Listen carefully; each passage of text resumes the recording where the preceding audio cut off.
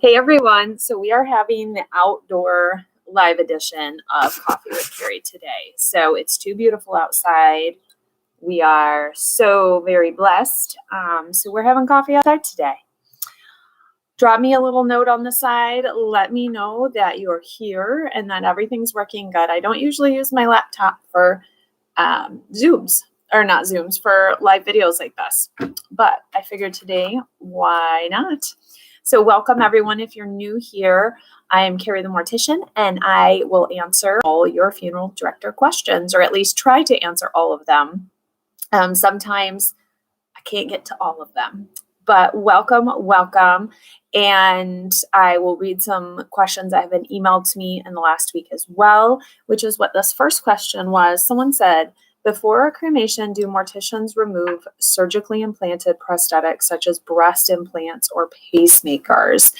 The big answer, because that's asking about a lot, is yes. However, so pacemakers that are large, that have a big battery, need to be removed. Some of the small little bitty ones that they're using now don't need to be, because it won't make a difference in the crematory. However, the big ones do. Anything with a battery. So if there's like a pain management implant, if there's anything that is implanted that has a large battery, it has to be removed before cremation. Now, some crematories may have breast implants listed on their paperwork as something that needs to be removed.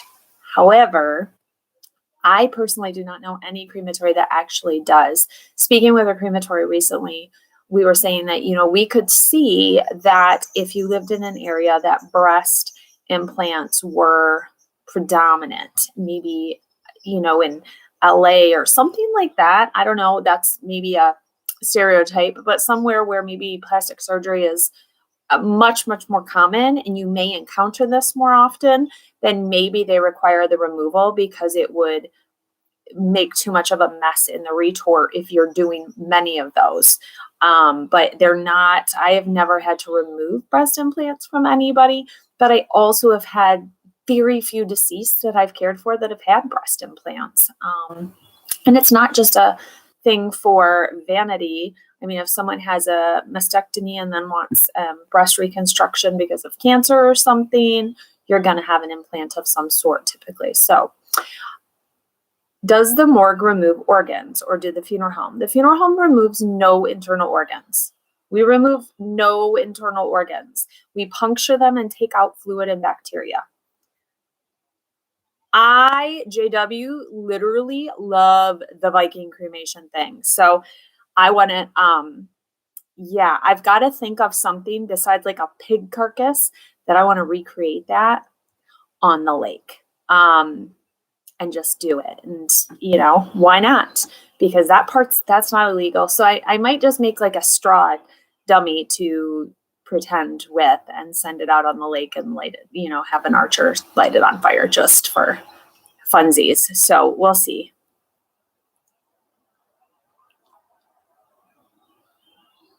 Gwendolyn, what do you want to know about drowning victims? That's a big question. Why is burial so expensive? Well, think about this. And I don't know what you mean by that's a big burial. What does that mean? Like the funeral home part, the cemetery part? Because if you say, why is burial so expensive? To me, I think the costs at a cemetery. So if you want to define what you're asking, and then I'm happy to answer it.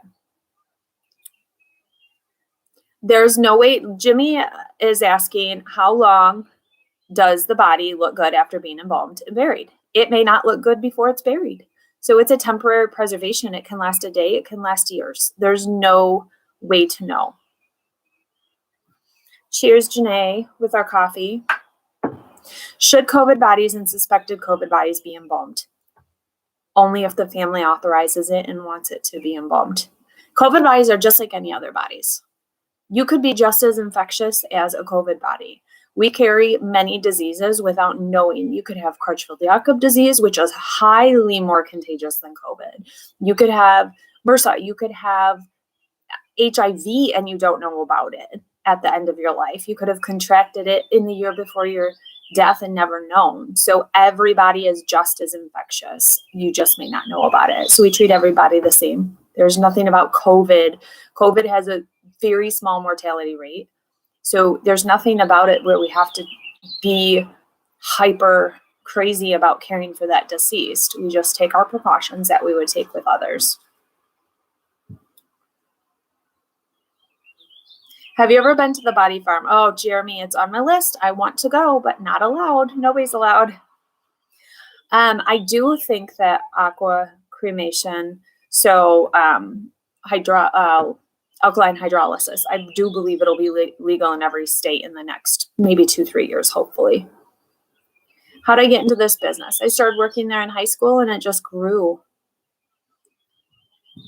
I watched your video with the boys last night. It was excellent. Thanks, Jean. Yeah, so my next Morticians Talk Crime series video posted last night. And we had John Hill as our guest embalmer, and he is a hoot. John literally is one of the most coolest, that's not good English, but he's one of the coolest guys, truly. The hearse and the coffin and the religious ceremony and the ceremony. So that's not the burial, Leanne. So I am one when it comes to words and verbiage that we use. A burial is the act of putting somebody in the ground. So when you have the casket or coffin and you go to the church or you have a ceremony, that's the funeral. That's not a burial. The burial is what happens after. After you have the casket and the religious ceremony and everything, you can then have cremation because those are disposition choices. So I'm really one that's a stickler for verbiage.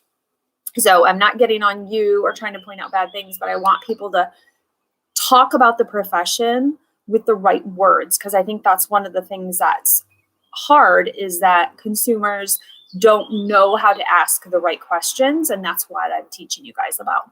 But things cost money.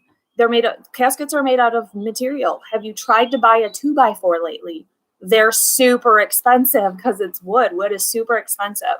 Those things all cost money and the consumer has to pay for them. It's not like I get a casket for $5 and I turn around and charge $5,000. That casket costs probably $3,000 to $4,000 and the consumer has to pay. And yes, we're going to mark it up. We have to make money on things to be able to run a business. So that's a huge part of it. I have a whole video on digging holes at the cemetery and how to dig a grave. So go check that out. Janae, a lot of the questions you had sent me in an email, I have 2-minute videos on. Just search those topics on my channel and you'll find a video. With almost 600 videos, I've covered a lot of things, but I still have a list of like 300 videos to do. So it's crazy. Welcome, Debbie, to your first live. Do retired nurses make good funeral directors? I've considered it for years. I don't think any one profession makes a good transition into the business.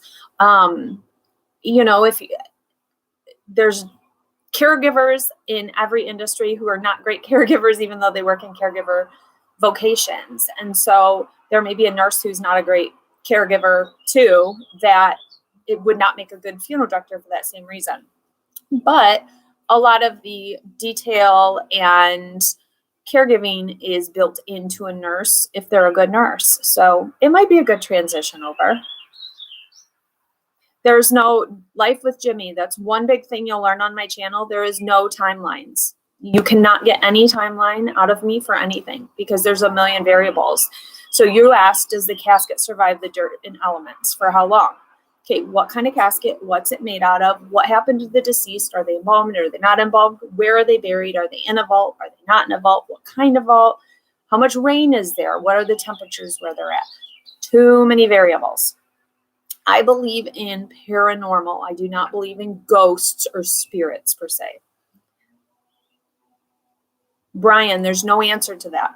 Somebody could be disgusting and not able to be viewed right when we get them. So there's no answer. Yeah, Melissa, that Kathleen Peterson, like what a story. And why of all the times does my neighbor come out to mow? Seriously. I might have to pop inside. How is a vault and a cremation niche open and closed?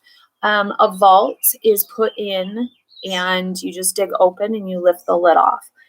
Cremation niche, there's going to be 4 screws at each corner.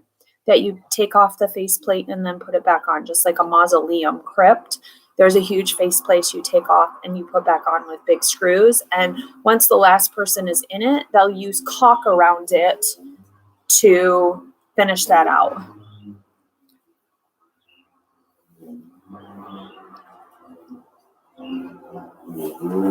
You should do one episode, turn the camera on us and see if we've been listening. Fran, you know, it's funny because I do get a lot of the same questions each week in these, and that's okay because I get new viewers, which is awesome because everybody has a lot of the same questions, which maybe the live video pulls you in and then you can go to my channel and find all these other answers to questions that you didn't know before. Does cancer survive in your body after you die? With a whole lot of question marks. Cancer needs living cells to survive, so it's going to die once the body dies. Is embalming done differently to preserve a body of someone who is popular or highly influential so the viewing can last 2 to 3 weeks before embalming? Yes, they're going to do some extra things when they know it's going to be a time period between death and burial, and they're going to be with that body and make sure every single day they're going to be checking that person and touching them up and ensuring their condition the whole time that they're on display. So not that they're involved differently, just like if I brought somebody in my care and I knew the funeral wasn't for 3 weeks, I'm going to involve very strong, very aggressive, and try to ensure that that deceased stays as preserved as possible for as long as I can keep them that way. How do you react to your first comment? I don't know what my first comment is. Can you tell me what that is? When my daughter passed away, we put toys with her. She was 2. Do people put personal things? Is that okay? All the time, people put personal things. All the time. I have a video on like crazy things that people have put, or, you know, lots of different things that people have put in the casket. So, yep, it's done all the time. Why is the embalmed body hard? Because the tissue is preserved. So it's firmed up. They can still be soft. They're not like rigid like a board all the time, but typically their tissue is going to be firm. Glad to see your video chat. No question at the moment, but I did submit a question to your email about the headstone. Hey, Vince, look what I got. Whoop, whoop. Yeah, I got your email right here, so I'll answer Vince's right now. So Vince said he's a new comer to my channel. My question is, when I see a row of headstones lying flat in the ground, how are the caskets lined up to those headstones? It just depends. Every cemetery might be a little different. You might have, that might be over the foot or it might be over the head. And the casket might run behind or it might run in front. Like if you're standing there looking at it, you might be standing on the vault. Every cemetery is a little different. So you would have to find out from that cemetery how they laid things out. Some of these headstones are only 2 or 3 inches apart. How does all this with what's above ground? So the vaults, I mean, vaults are only about this far apart underground. Truly. Like there's a very little room for error when it comes to burial vaults. I've posted some pictures. Sorry, guys. Oh my goodness. Hello in Australia. Hey in India. Sorry, there's so much pollen and allergies. Like they're just destroying me the last couple of weeks. But vaults are really close together and they're not that wide. I mean, you think a casket is much wider, I think, than it really is, but a casket is, I don't know, I think like 30 inches wide as the vault or something like that. I would have to look at numbers right now. It's Friday. My brain's fried. But so it's not as wide as you think. And many headstones are like 24 inches. So there are, and then once you put down the foundation on each side, it takes up almost the whole span of the grave. So there may not be much room in between for a single grave space from those headstones. I've seen many decaying or abandoned mausoleums posted on YouTube. This is just awful because people break in and steal from the deceased, and it's so sad. How does this happen? Because the township board or the company that runs the place, failed with managing their money well, and they eventually close and they just abandon and file bankruptcy or whatever it may be, and there's nobody left to care for the cemetery. You're then going to get looters and all sorts of people, and it's horrible. But unless the family then pays to go in and move their loved ones somewhere else, they're left there. So there are some downfalls of like corporate run and everything. If they're state run and township run, the state or township really takes, pays to take care of, or they close down that cemetery and maybe still take care of the grass and stuff. So there's a few different things.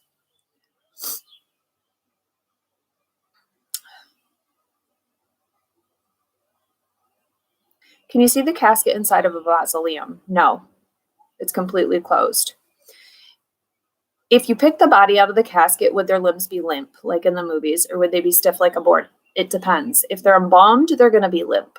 They're not embalmed, they're going to be limp. If they're embalmed, they may be pretty rigid and firm. But some bodies go very limp because they neutralize the formaldehyde because of drugs or medication or whatever that's in their system. So sometimes an embalmed body can be just as limp as an unembalmed body. Even within a cemetery, some stones may be at the foot. Tiffany, yes, she's our cemetery expert. She works in a cemetery, and so I love when you weigh in, Tiffany. Do you like to keep houseplants? Chase, that's awesome.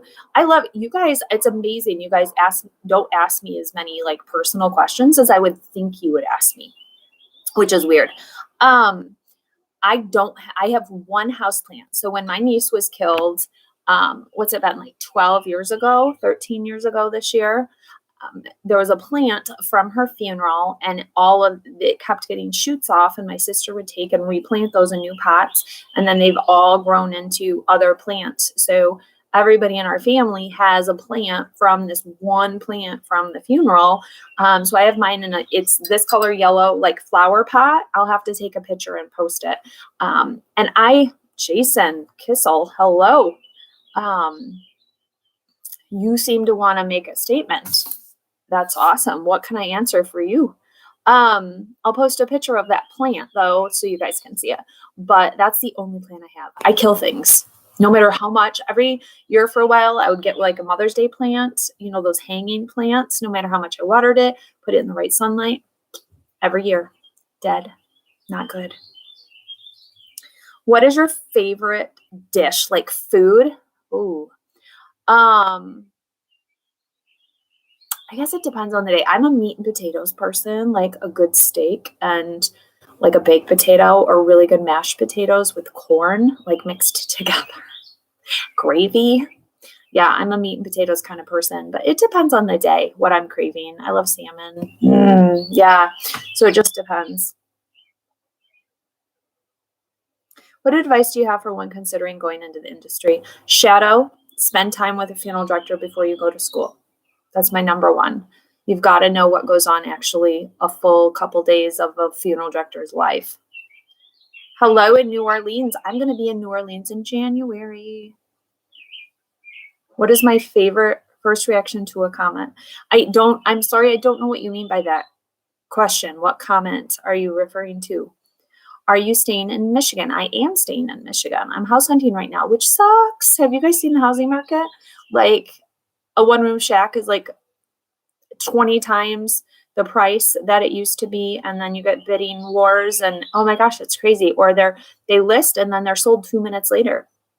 It's crazy. When you're cremated, what is the procedure? Please go watch my cremation video. And I have another one of those coming soon. What age group would best suit funeral directing? I don't think there's one age group. There's no, I think it takes all genders, ages, everything to serve a gender ranged and age ranged society. What if a loved one refused to leave after the funeral? So, you have to kind of play the bad guy sometimes and move people along, especially when you have to get to a cemetery. You really do have to gauge, and especially parents with children. I think that's the worst part, is when you do that for them to move along, that you have to kind of move them forward. And it's horrible and awkward, and you don't ever want them to have that time to end, but you have to have them make that choice to leave. And you have to kind of move them to leave. Sometimes there's a helper person in the family that is your main connection. That's maybe a friend or something, and they can often be helpful during that time to go up and help the family, help the family leave out. Ooh, hello in Kalamazoo. That's where I work. Do you know that, Kimberly? Isn't that awesome? You're like right there. I need to do maybe a meet and greet in Kalamazoo. How do we feel about that? Since I'm in Kalamazoo, maybe I should do that. Oh, Janae, it's a biatch right now looking for a house. Yeah. We are doing good right now. That video that I posted about the divorce was quite several months ago. And I've just held it for a while because I wanted to kind of capture in the midst of it when I realized the psychology behind grief and loss and things that were happening and why I couldn't protect myself. And so I recorded that video, and it was just time for me to release it and let everybody in on what's going on, because I don't like playing a part. If you guys meet me in person, I am literally this way in person. I am who I am. And anybody who has talked to me in a Zoom or outside of, this one-way conversation, essentially, will probably testify, like Lauren and JW. And there's a bunch of you who I've done, the videos with over the last year and stuff, Chris Blevins and things. There's many of you. Sorry, it's so hot today. That can testify to that. And I didn't want to be anything but kind of my true self with viewers. I don't want to ever be considered that. My dad and his siblings put the house on the market and sold in 3 days. That's crazy. Have you ever had a body that was stubborn to the procedure of preparing? Oh, many. And I say, please work with me. Please work with me. No joke. I talked to them and I asked them. Oh, Christina's in Kazoo too. I didn't even know there was so many of you in Kazoo. Okay, we'll do a meet and greet. It's on my radar. We'll do that in June. Okay. Yes, Target Lady, just as I was saying, I talk to them all the time. Can you be too emotional to be a mortician? No, because you can't gauge how you're going to be emotion-wise as a mortician.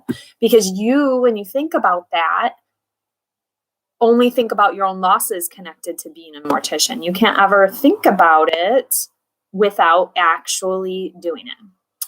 Christine, did you ever find the last few states for that series? No. So I need North Dakota, I believe, Alaska, and do I need Vermont still, or did I get Vermont? I might still need Vermont. I'll have to check, but yeah, I still, at least Alaska and North Dakota. North Dakota, come on, somebody. Somebody's got to be from North Dakota and Alaska. Do you have to pack the cotton into private areas to stop leakage? Rubber, it's plastic undergarments that are sometimes used. Sometimes there's called AV plugs, anal vaginal plugs. I've never used one, but some people always put them in the deceased to keep from leaking. There's not often leaking that happens because you're emptying basically the cavity and treating it. So there shouldn't be leakage after, but sometimes there is. And yes, you can pack cotton up into the anal cavity and the vaginal cavity to absorb and stop some of the leaking from happening.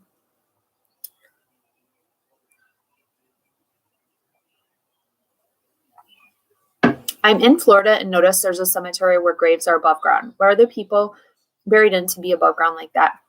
It's called a mausoleum. It'd be an above ground crypt, essentially.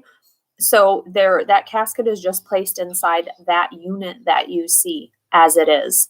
Like if you go to New Orleans, that's what you see everywhere because the water table is so high, you can't really go down in the ground to bury. Hello, Minnesota. I'm going to be in Minnesota. Like do have trips planned. I'll be in Minnesota for a long weekend in October. So maybe we'll have to at least do a meet and greet or something. Do you get really creepy comments on your videos? I love that question. Not so much. I do get some once in a while that are humorous, and I'll snap them with my camera and I'll send them to the Grave Woman and Little Miss Funeral and be like, oh, check this one out. And sometimes they're funny. Somebody told me I need to lose some weight. Great. Thank you. People, you're anonymous behind the keyboard and can post anything you want on anybody's videos. So you're going to get literally every type of comment. Usually, though, things are positive and are very supportive and challenging, and I like that. If I say something incorrect and people try and correct me, I like information. So, yeah, it's interesting.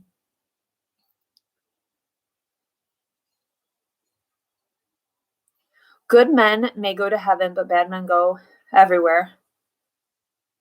You're single. You're going to send me a picture. Michael, I wondered, so I have a social media girl that helps me posting on my social media because then that allows me to just spend more time with my kids. I send her the content and she just posts it. But I see it. I see all the comments and stuff after. And we wondered, like, when are men going to start sending me pictures or stuff?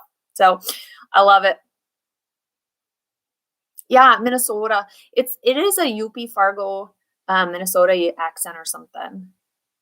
I'll be in Minneapolis, St. Paul area, which is where my mom is from. That's where she grew up. And so growing up, I was in Minneapolis, St. Paul at least once, if not twice, maybe a year for Christmas or summer and stuff. Have you ever had a family lose their child and the parents are divorced? They decide to do cremation, but are fighting over the cremated remains. How do you handle the situation? They both have equal rights.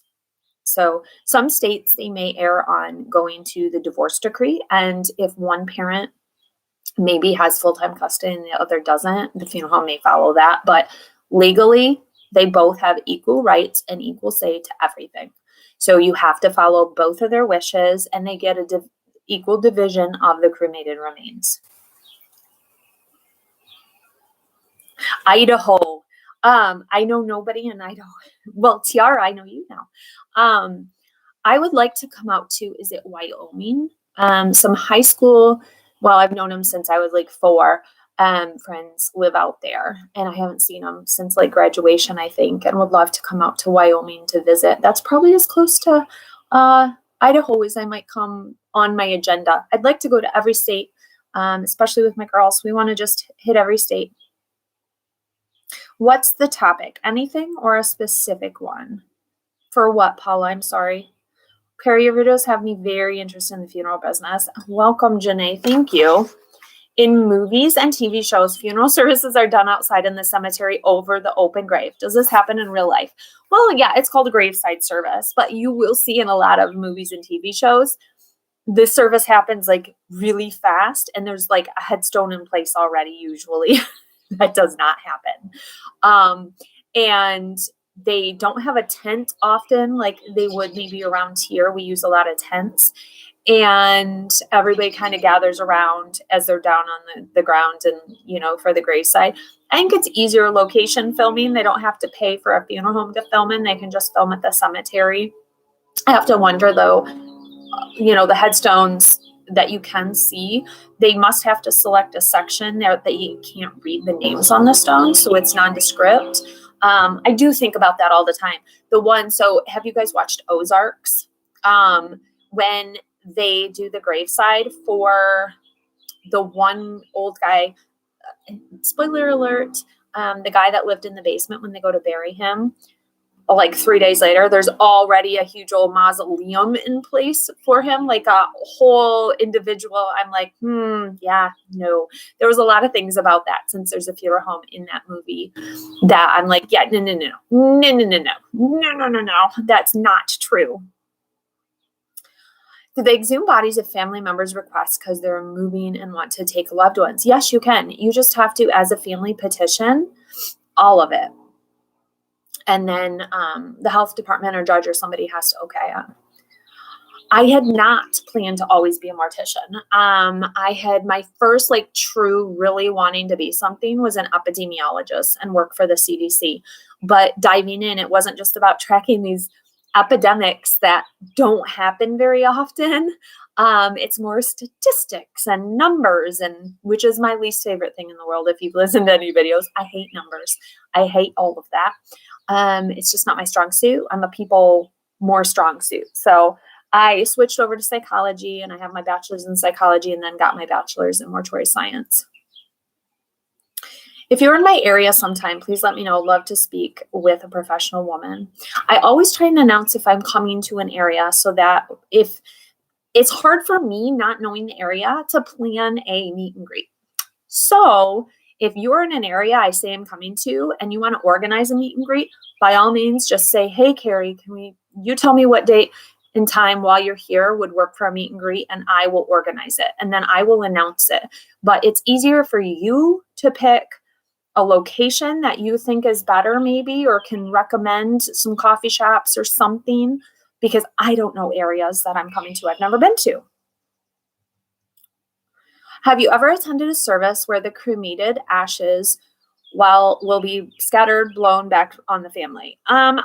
No, because I don't attend services where the person is scattered while I'm there. Most people scatter illegally. And so I'm not there during that. I don't want to be present if it's illegal. I don't want to lose my license, but it does happen where they're going to blow back at you, kind of Big Lebowski style. Do you also do the deceased people's hair and makeup? Yes. Have I ever got creeped out while preparing a body? I swear I talked to myself one night. It was night. It was like at 10 o'clock or whatever. I'm embalming. And this lady had really pointy ears, like at the top, like a vampire or something. I convinced myself they were getting pointier while I was embalming. I was young and I kept creeping. I literally was convincing myself, like every time I would look at her, that her ears would be pointier and pointier. And I was like, something's happening. Something's happening. I don't know why, because I never do that to myself. But that night I kind of talked myself into almost like a frenzy that I got myself all creeped out. Why do you think people are afraid of dead bodies? I don't know that they're afraid of dead bodies so much as death. The dead body reminds somebody of their own mortality as well. And I think it's this huge unknown and this huge thing that people are scared of, because what happens after we die? We don't know. I don't want to be dead. I don't want to be like that body. And ew, it's not like grandma gets gross when one second she's breathing and the next second she's not. It's more about, oh crap, grandma's dead. What does that mean? Where is she? There's a body, but she's not here. So what does that mean? And it's all the questions that come with it.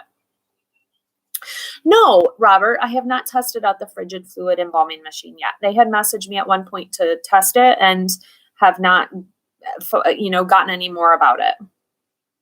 How are the deceased placed in the casket? They're lifted with a lift, or if they're small enough, they may be lifted by, man-woman power over to the casket.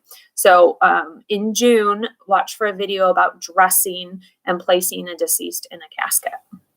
So it's a really good one. I had a lot of fun filming it.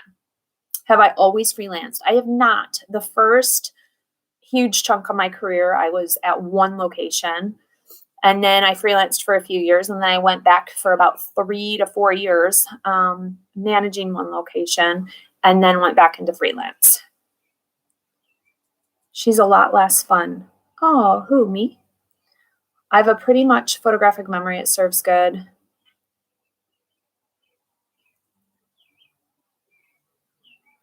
Yeah, don't fear the dead, the living. That's who you got to fear.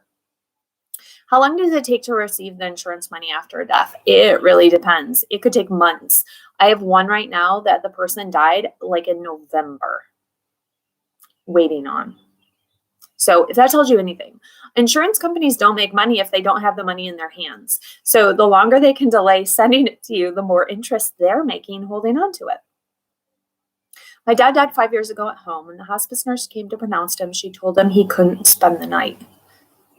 Well, that's because the hospice nurse is supposed to stay while he's there. They're not supposed to leave, sort of, in their, like, what they're supposed to do. So it would have meant it kind of landed on her. So she was telling you some fabrications because of how it would affect her time, is what I'm guessing. I don't want to make accusations, but that's what it sounds like. Because, yeah, you can keep your loved one at your house. I am in Southwest Michigan. Yeah, Lauren, I agree with you. If you talk about preparing the body, the more knowledge you have, the less scared you can be about things. You may not like it, and that's fine, but you at least have educated knowledge about what it is. so that you can at least make choices based on that. Shouldn't you be wearing, what's the best way to get in the funeral business? Go and spend some time with a funeral director and see if it's for you. And then you can decide from there, and then you have to go to school. Do I have any tattoos? No tattoos yet. I have one I want to get, but I'm still like, okay, I need to really know if I want to commit. Yes, you can have home funerals. You should wear a mask. When, Michael? How exposed is the other casket or dirt in between them if they're going to bury another casket? You can see the whole side of the vault when you go down and in, typically. And I love that. I like pointing that out to families, especially if that's the vault of the loved one, like a spouse or significant other or child or something. It's kind of cool that they're that close to the other person because people usually don't realize that. Are you allowed to have a body stuffed and stayed in your house? Are you familiar with this? You really aren't. So a body is not going to hold up like an animal would. We don't have the fur. Our skin is going to not hold up like that. Everybody's wearing masks. Reed ashes is at a particular graveside. In Washington State, we don't call the funeral home for removal until the family calls and tells hospice they are ready for the body to be picked up. Yeah, so, hospice has to come and pronounce the deceased, but they don't have to stay there unless it's their protocol. And that's the thing, is maybe hospice needs to change some of their protocols that they can leave the family, or you call the funeral home. And once the funeral home knows, hey, the family is going to be waiting for a couple hours with the loved one, and then the funeral home and hospice are on board and they leave. So, that's a thing.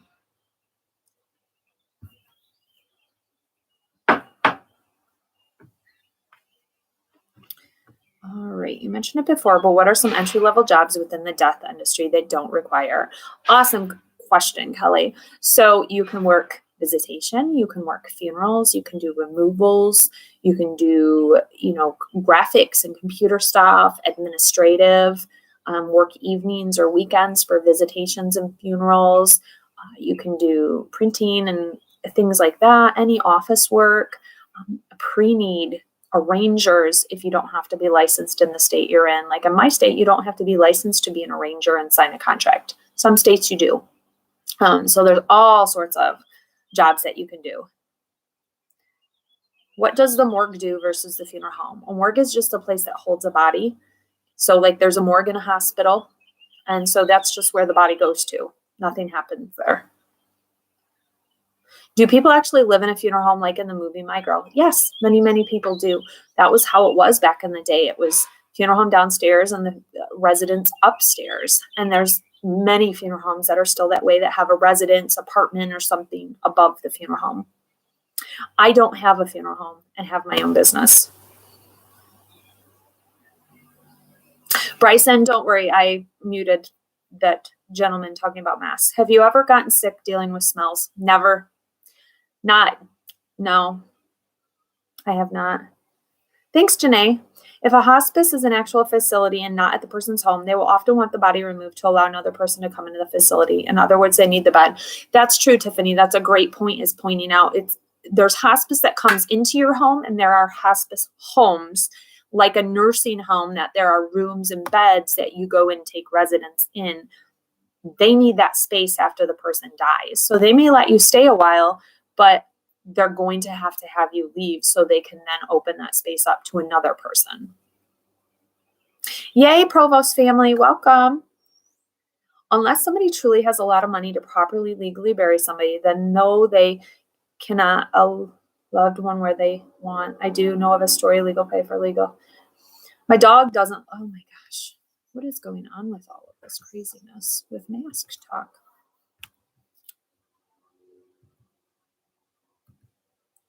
I have a question. When you die, the body has to be drained. I mean, the blood. Does everybody have to be drained, or do you have a choice? So the body is not drained. It is a replacement, where embalming chemical preservatives are injected.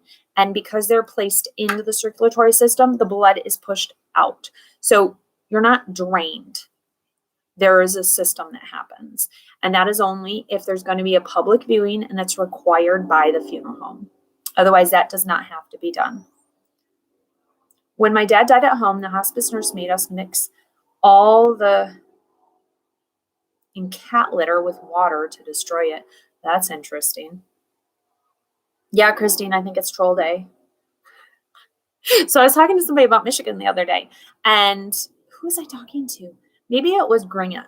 Is it Grant? I think it might have been Grant from the podcast that posted yesterday. If you didn't see it, How to Become a Horrible Human or something, I think is, I'm probably getting the name not exactly right. Great podcast. We had so much fun. He grew up and he went to be a funeral director for a while, and now he's like a disc jockey and stuff. And we talked about Michigan and how if you're from the upper part, you're a Youper. Oh, no, that wasn't him. It was another podcast I had recorded the same day. But we talked about how if you're from the upper peninsula in Michigan, you're a Youper. And if you live below the bridge, you're a troll. So I'm a troll in Michigan. I'm a troll. Couple more questions, guys. These have been great. I have a bunch of questions from Janae, but Janae, we've answered a lot of these. And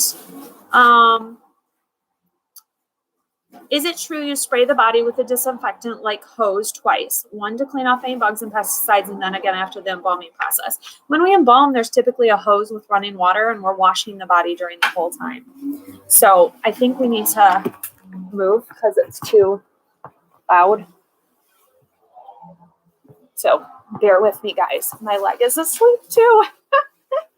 It's like train wreck day. So we're washing the body when we are embalming with sanitizing and all sorts of things. So not the best light, huh? How about that? And so there's disinfectant soap and things the whole time we're embalming. That is going on. So we don't just do 2 clean passes to clean somebody.